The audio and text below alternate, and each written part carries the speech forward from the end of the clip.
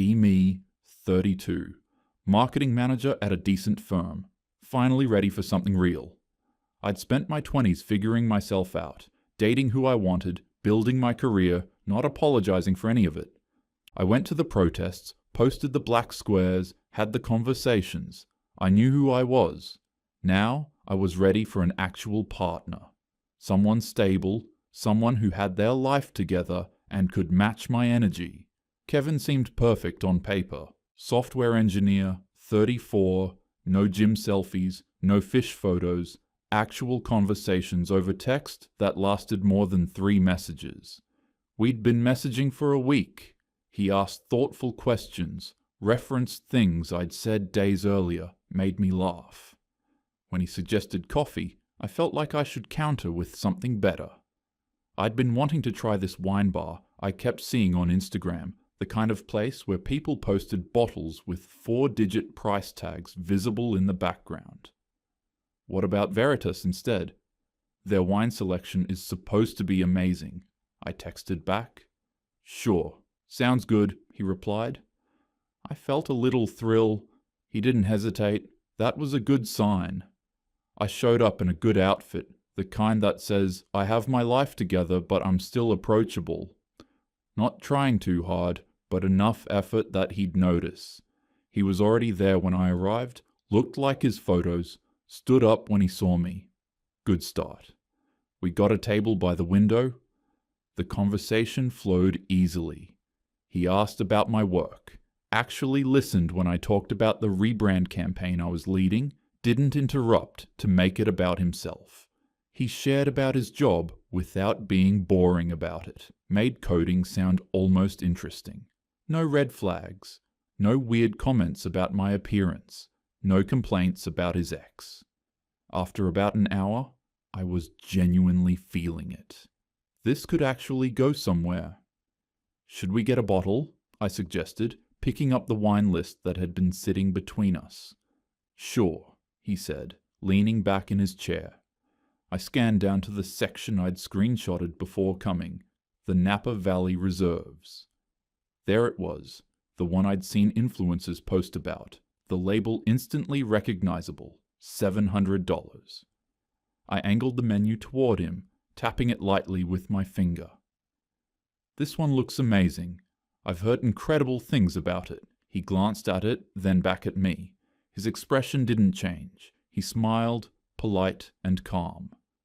That's pretty steep for a first date. If you really want that one, we can split it. Or you're welcome to get it, and I'll stick with my coffee. The words hung there in the air between us. I felt my face get warm. I laughed, trying to play it off like I'd been joking. Oh my God, no, I didn't mean... But I'd meant it. I'd fully expected him to order and pay for it without blinking, maybe even suggested himself. That's what guys did on dates. That's what they'd always done when I was in my 20s. They wanted to impress. They wanted to show they could provide. I ordered a glass of house wine instead, something basic for $12. The rest of the date was fine. The conversation picked back up. We laughed about a story he told about his coworker, but something had fundamentally shifted in my head. I couldn't shake the feeling that I'd miscalculated something. When we left, I hinted at a second date while we stood outside on the sidewalk. This was really fun. We should do it again sometime. Let's see how things go, he said, hands in his pockets. I'm keeping my options open for now. Not, yes, definitely. Not, when are you free next week? Just keeping his options open. I smiled and said cool, told him to text me, but internally I was spiraling the entire walk to my car. In my mid-20s, guys would have ordered that bottle just to impress me. They would have insisted on paying for everything. They would have suggested a second date before the first one even ended, probably would have already asked about my weekend plans. What the hell changed? Was it me? Was it them? I texted my friend Jess on the drive home.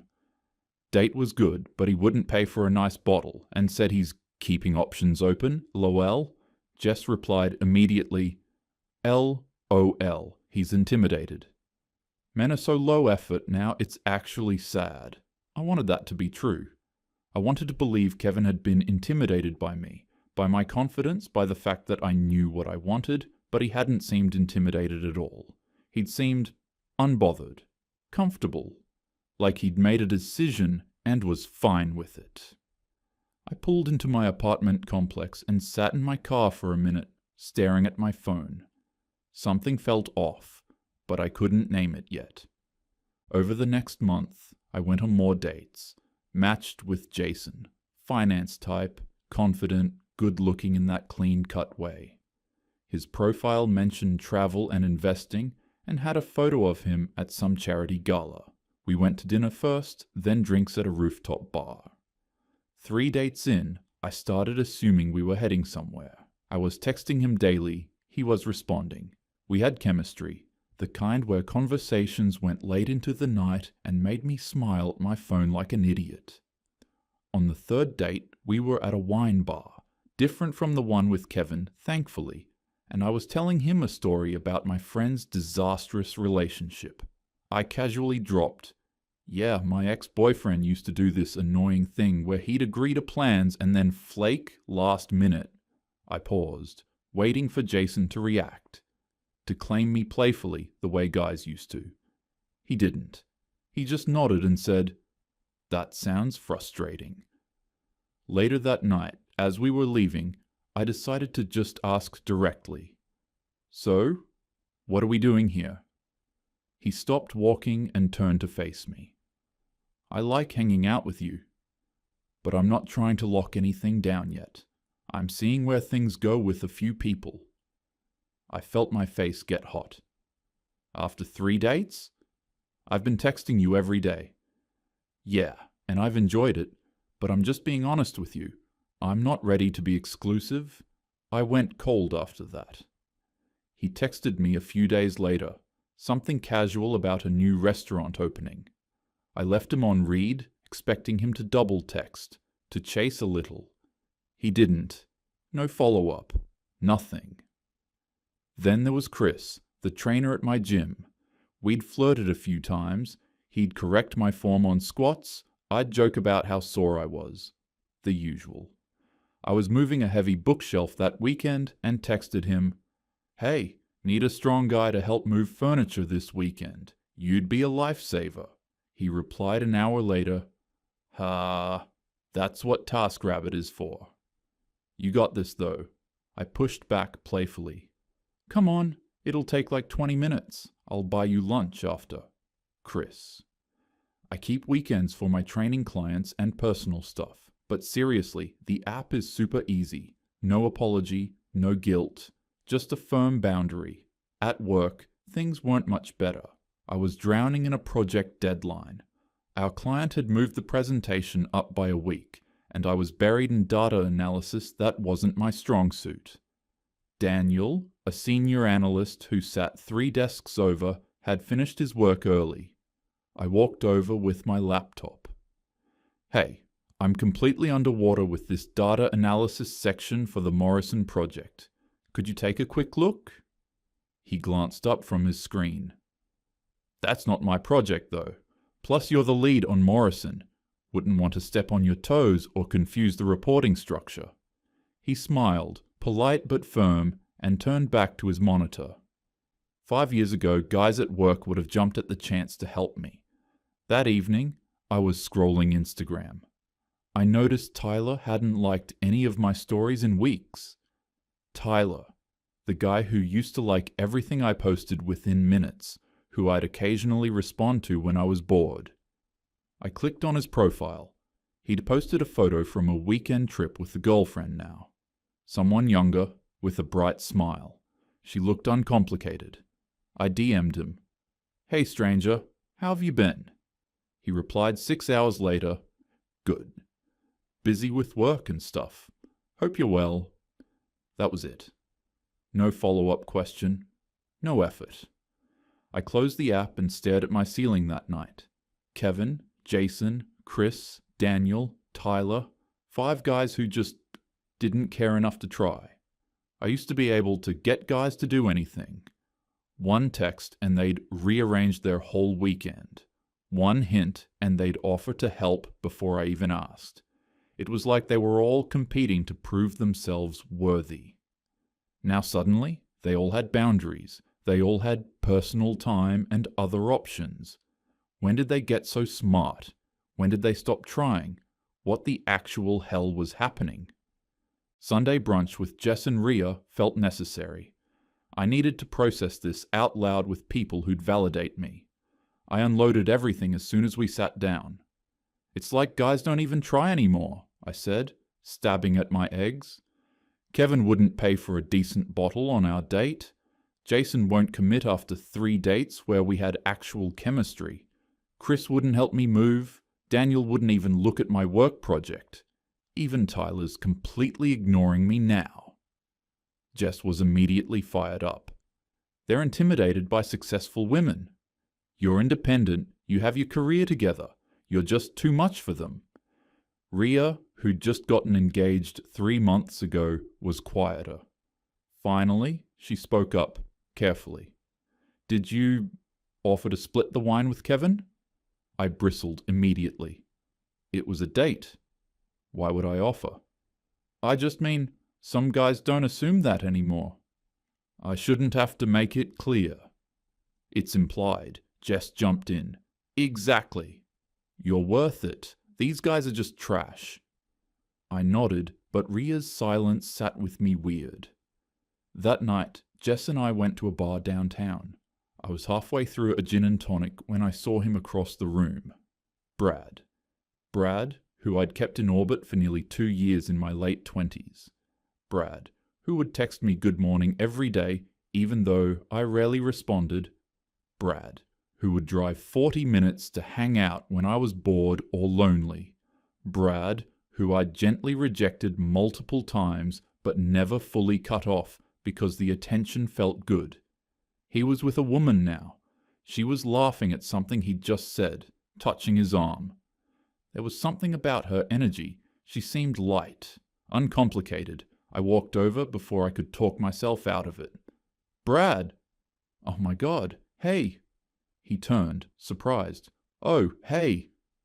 "Wow, how are you?" I hugged him, then turned to his girlfriend. "Hi." "I'm sorry, I'm being so rude. I'm Emma. Brad and I go way back." "I'm Emma too, actually," she laughed. We made small talk for a few minutes. I was overly enthusiastic, dropping hints that I was single now, suggesting we should all grab drinks sometime. "Yeah, maybe," Brad said, his tone neutral. "We're pretty busy with wedding planning stuff, though." Wedding planning. "Oh my God, congratulations," I said, my voice too high. The conversation fizzled. They excused themselves and walked away. I went back to Jess at our table, but I couldn't focus anymore. A few minutes later, Jess went to the bathroom. I was at the bar ordering another drink when I heard Brad's voice nearby. He was talking to a guy I vaguely recognized from his friend group. "Yeah, that's her. The one I told you about." "Oh damn, the one who kept you on the hook?" "Yep." She'd text me whenever whatever asshole she was dating flaked on her. I was her emotional support backup plan, not falling for that again. "Good for you, man. Emma's really great." She is. She actually wanted me from the start. No games. My face burned. I pretended I hadn't heard. In the Uber home, I tried to rationalize it. Brad was bitter. He was exaggerating. But his words kept looping. Not falling for that again. I rewrote my dating profile 3 times over the next week. First attempt. Feminist. Looking for someone who isn't intimidated by strong women and can actually match my energy. My matches dropped by more than half. Second attempt. Soften it. Looking for genuine partnership and connection. I love deep conversations, personal growth, and building something real. Better matches. One was Mike, 35, seemed emotionally intelligent, good job in tech. We matched and started texting. He asked questions. He was thoughtful. He reciprocated effort. We went on 2 dates. Dinner first, then a walk through a neighborhood I'd never explored. He was respectful, genuinely curious about my life, present in a way that felt rare. I felt actual hope. After the second date, I decided to test him, just to see if he was actually invested. I texted him, "Ugh, my car broke down on the highway." "So stressed right now," Mike replied within 2 minutes. "Oh no, are you safe?" "Where are you?" Me. "Yeah, I'm pulled over on the shoulder. Just feeling really overwhelmed, Mike." "Good that you're safe. Do you have AAA? Here's the number if you don't. Link. Make sure your hazards are on. Let me know when you're home safe." That was it. No. "I'm coming to get you. Just practical advice." The next day, I tried different. Me. "I've been so stressed about work lately. Everything's piling up and I just need to vent." Mike? "That sounds really tough. Have you been able to talk to your therapist about it? I know you mentioned you see someone." Me. "I mean, yeah, but I wanted to talk to you about it too." Mike. "I'm happy to listen if you need to vent, but your therapist is probably better equipped to help you process it in a healthy way. I don't want to accidentally give you bad advice." I stared at my phone. In my 20s, guys would have stayed on the phone for hours. They would have dropped everything. Mike was setting boundaries after the 4th date, which had gone well, genuinely well. I felt anxious. I wanted to lock this down. I texted him, "My parents are actually in town next weekend visiting. Would be cool for you to meet them if you're free. Totally no pressure though." There was pressure. Significant pressure. Mike didn't respond for a full day. Then, "Hey, I think we might be moving at different paces here. You're great, and I've enjoyed getting to know you, but I'm not at the meet the parents stage yet. I think we might want different things right now. Wishing you the best." He stopped replying after that. I texted Jess. He ghosted me. After 4 dates. Jess. Men are freaking trash, but I wasn't even mad anymore. I was just exhausted. That night, I was lying in bed scrolling Reddit. I lurked on relationship forums sometimes. I clicked into a men's subreddit by accident. The top post? How to spot women who want a provider after riding the carousel. The comments listed red flags. Expects men to pay and help without offering much in return. Friend-zoned good guys when younger, now wants them to settle. Uses feminism to avoid accountability, but still expects traditional male roles. Tests men constantly. It was me. Every single point. One comment. "They're mad. We learned the game. We're not simping anymore." I closed my laptop. I wanted to be angry at them, but I just felt hollow. I had a therapy appointment the next week. Dr. Lee asked how I'd been. I unloaded everything. Kevin, Jason, Chris, Daniel, Brad, Mike, all of it. These guys just won't do anything anymore. They won't pay, they won't help, they won't commit. I don't understand what's wrong with them. Dr. Lee nodded. "What are you offering them?" I blinked.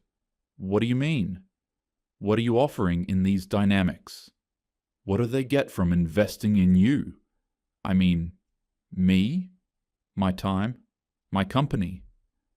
And what are you asking them for?" I paused. Normal things. Basic things, really. Like, I started counting on my fingers. Paying for nice dates. Helping me when I need something moved or fixed. Committing after we've been seeing each other. Being emotionally available when I need to talk. Meeting my friends and family when things are going well. Not judging my past. Supporting my career. Actually pursuing me and showing effort. Planning a future together when we're serious. Dr. Lee was quiet for a moment. That's 9 very specific things. They're normal expectations, I said defensively. Are they? Let's look at this differently. If a man came to me and said he expected a woman to cook his meals, clean his home, defer to his decisions, give up her career for his, raise his children, stay attractive for him, never complain, be available for sex whenever he wanted, and support his dreams unconditionally. What would you think? My face got hot. That's different. That's outdated gender roles. Is it? Or are you asking for the benefits of traditional masculine roles, provision, pursuit, protection, while offering none of the traditional feminine reciprocity? I felt like I was being cornered. It shouldn't be transactional like that. That's not what feminism is about. You're right, it shouldn't be purely transactional. But relationships are reciprocal by nature. If you expect men to perform traditional roles while you maintain complete independence and don't signal what they'd receive in return, can you see how that might feel one-sided to them? I sat there, silent. She continued gently, "You want partnership, but you're not showing up as a partner. You're showing up as someone who wants to be pursued and provided for. Think about Brad. You kept him around for validation while you dated other people. What did he get from that dynamic? I was honest with him. I never led him on. Being honest doesn't mean it wasn't hurtful. He invested time and emotional energy hoping you'd eventually see him differently. You used that hope as a safety net. I felt tears burning, but I refused to let them fall." Dr. Lee leaned forward slightly. "What do you think you're offering these men in exchange for those 9 things?" I opened my mouth to answer, then stopped. My mind went blank. "My presence?" I finally said, my voice smaller. "My time when I can? The possibility of choosing them eventually?" The words hung in the air. Even I could hear how weak they sounded. I left the session angry, sat in my car in the parking lot for 10 minutes, gripping the steering wheel, telling myself she was wrong. But by the time I got home, the anger had faded into something quieter and more uncomfortable. I pulled up Instagram almost on autopilot, found Brad's profile. His fiancée had posted a story, them cooking dinner together, both laughing. He'd commented, "Best teammate." I thought about how I'd treated Brad, how I'd text him when I was lonely or bored, how I'd cancel plans last minute if something better came up, how I'd keep him hoping while I chased guys who treated me like I was optional. I wasn't his teammate. I was his disappointment. I thought about Kevin, how I'd expected him to fund my luxury experience without considering what he'd want. I thought about Jason, how I'd assumed we were serious because I'd decided we were. I thought about Mike, how I'd tested him with manufactured crises instead of building trust. The next morning I went to my usual coffee shop. I ordered my usual drink and sat down with my laptop. There was a guy across the room, cute, maybe early 30s, reading. He looked up once. We made brief eye contact. He smiled politely. Old me would have expected him to approach. Instead, I thought about walking over myself. Then I stopped. What was I actually offering? The barista called my name. I grabbed my coffee. Young guy, maybe 25, friendly smile. "Have a good one," he said. "You too," I replied. He turned to the next customer without a second glance. I opened my phone and deleted all my dating apps. Not because I was giving up on dating, not because I was bitter, but because I needed a new strategy. Men had clearly gotten smarter somehow. They'd figured out the game, learned to spot the patterns, started comparing notes. Online or something. They weren't bending anymore, weren't jumping through hoops, weren't competing to prove themselves worthy. Fine, I could adapt too. I pulled out my journal again and started a new page. What modern men actually respond to. I'd figure this out. I'd study what worked, what made them invest, what got them to actually try again. There had to be a way to make them see my value without me having to change who I fundamentally was. I took a sip of my coffee and opened my laptop. I had research to do,